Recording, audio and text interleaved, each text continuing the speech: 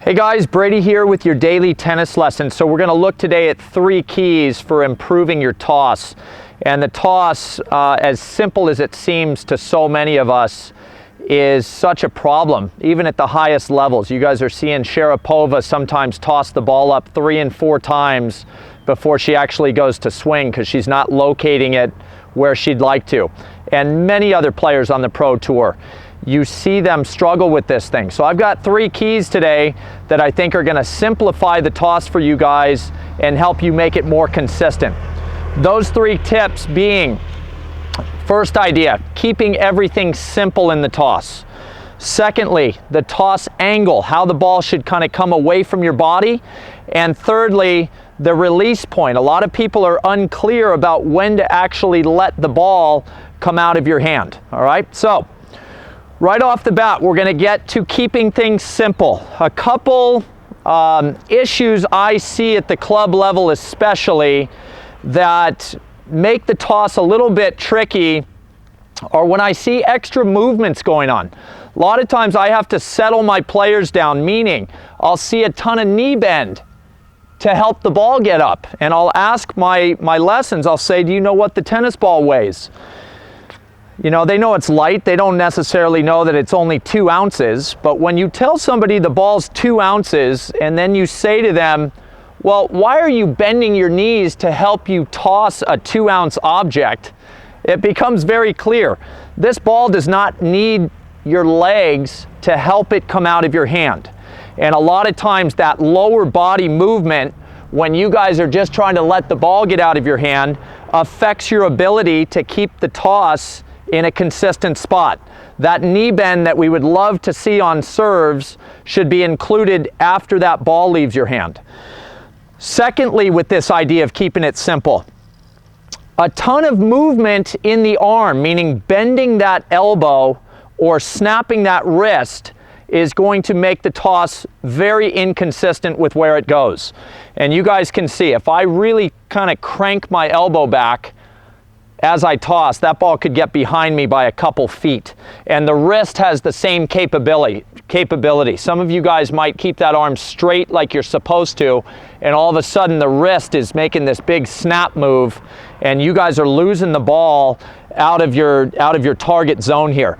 So the simplifying idea that I would like to see is keeping that left arm straight and making sure that there's limited wrist action. But let's really try to extend that left arm and release the ball without a ton of extra movement, okay? So limit the lower body, basically keeping the legs straight, and really try to work on keeping that left arm straight to help get this thing a little more consistent, all right? Secondly, the toss angle. And by toss angle, we're looking at a 90-degree window here. Directly in front of me, to parallel with the baseline, this is a 90-degree angle in here. All right, there's plenty of players. Robin Zoderling, who had, one of the great wins of all time against Nadal on clay at the French Open, that guy tosses the ball directly in front of him. McEnroe, because his stance was a little more lateral, he tossed the ball more down the baseline. I tend to coach that in the middle of this 90-degree angle, right here at this 45-degree mark, this to me is the safest place to put the ball to have an effective serve and a consistent toss.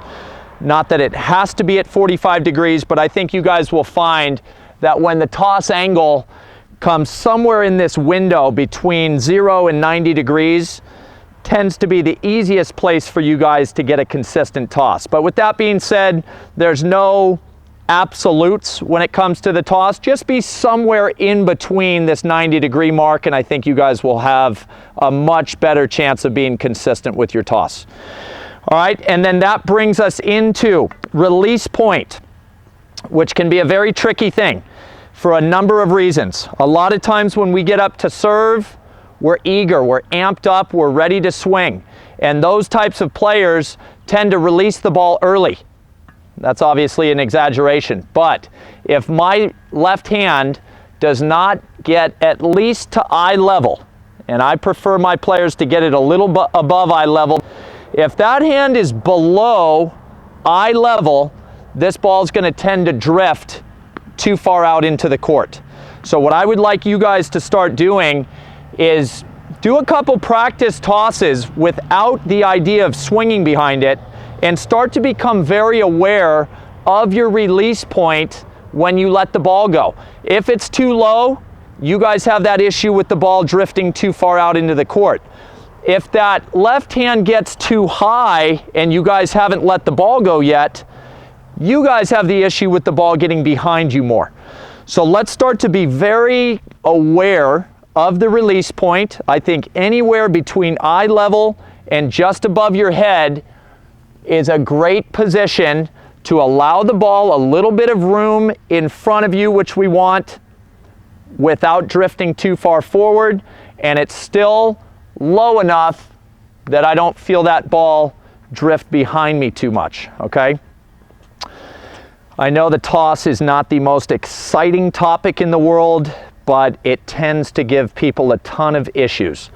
So go out, take those 3 tips, give them a little practice run, become very aware of your tossing habits and patterns, simplify, you know, get aware of that angle that you guys toss at, and then that release point, and I think you guys will limit a lot of the problems that the toss can present.